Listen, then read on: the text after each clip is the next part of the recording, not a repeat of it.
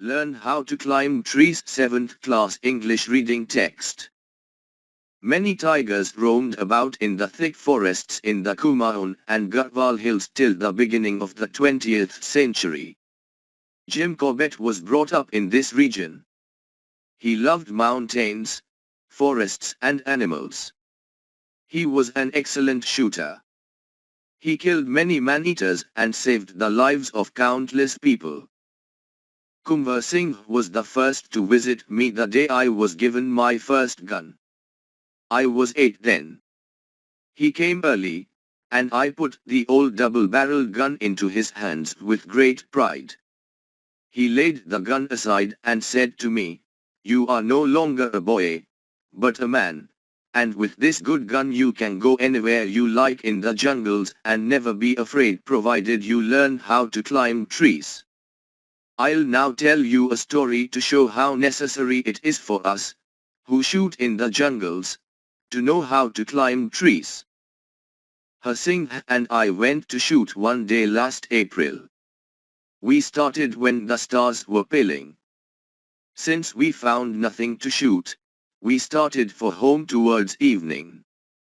While we were taking a sandy nullah that ran through dense scrub and thorn bamboo jungle, a tiger was looking at us. It stared at us for some time but went back. We continued on our way and the tiger came out again and it was growling and twitching its tail. We stood still and luckily, the tiger left the nullah. Being disturbed by the tiger, a number of jungle fowl rose cackling out of the dense scrub.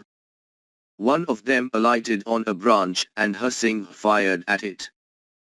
The tiger came towards us with a terrifying roar. I had climbed up a runny tree but Harsingh could not climb up a tree as he had not learned to climb trees when he was a boy. The tiger sprang at him and he was screaming. Now I fired the gun off into the air. The tiger went away and Harsingh collapsed at the foot of the tree. I climbed down very silently and went to Harsingh. I found that one of the tiger's claws had entered his stomach and torn the lining from his navel to within a few fingers' breadth of the backbone. All his inside had fallen out. I could not know what to do. Harsingh told me to put his intestines back into his stomach. I stuffed them all back along with the dry leaves, grass and twigs that stuck to them. Later I wound my pugri, turban, round his stomach and knitted it tight to keep everything from falling out again. We started for home walking for 7 miles. I led the way and Harsingh followed me. Holding the pugri in position, Harsingh told me that he wanted to meet the doctor.